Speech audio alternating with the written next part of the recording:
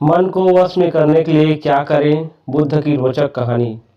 इस कहानी के पीछे के तर्क को अगर आप समझ गए तो आपका मन काबू में हो सकता है। पहली बार जब इस कहानी को मैंने पढ़ा तो मुझे इसका तर्क समझ नहीं आया, लेकिन इसका भाव प्रेरणादायी है।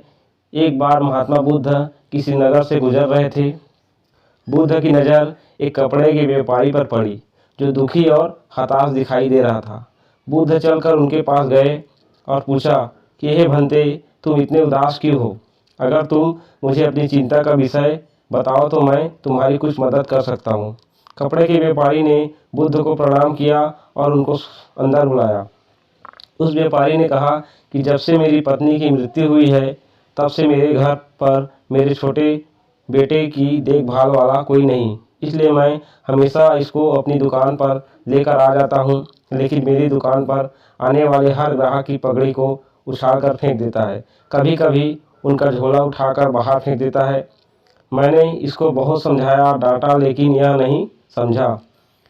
इसकी इस हरकतों की वजह से मेरे सारे ग्राहक खुद को अपमानित मानकर वापस चले जाते हैं।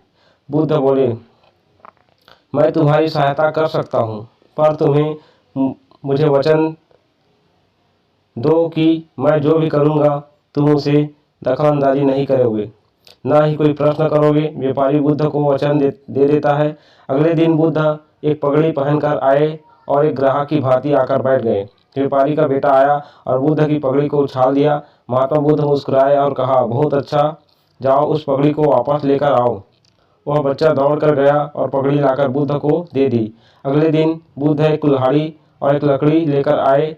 उस लड़के ने फिर से उस पगड़ी को उछाल दी। बुद्ध ने उस लड़के को कुल्हाड़ी और लकड़ी दे दी और कहा, जाओ इस लकड़ी को काटो। व्यापारी को थोड़ा सा डर लग रहा था कि कहीं उसके लड़के को चोट नहीं आ जाए, लेकिन उसको अपना वचन याद था। 7 दिन तक महात्मा बुद्ध कोई न कोई नया काम लेकर आते और उस लड़के से करवाते। शीघ्र ही वह लड़का भूल गया कि उसको किसी की पगड़ी उछालनी है। व्यापारी बहुत खुश हुआ और बुद्ध को धन्यवाद दिया। मुझे पता है कि इस कहानी का और मन के वश को कोई विशेष संबंध नहीं है, लेकिन पहले आप इस तर्क को समझ लीजिए। अगर हम अपने मन को अपने हिसाब से काम नहीं करवाएंगे तो मन अपने हिसाब से काम करेगा। मन वश में हो सकता है यदि मन को हम अपने अनुसार चलाएं। मन 2 तरीकों से, पहला, मन अपने हिसाब से काम कर सकता है। दूसरा, मन को हम अपने हिसाब से काम करवा सकते हैं। बुद्ध से मिलने से पहले उस लड़के का मन और दिमाग अपने हिसाब से अनियंत्रित रूप से काम कर रहा था, लेकिन बुद्ध ने उस लड़के को अपने अनुसार काम करवाया, जिससे उसकी आदत बदल गई।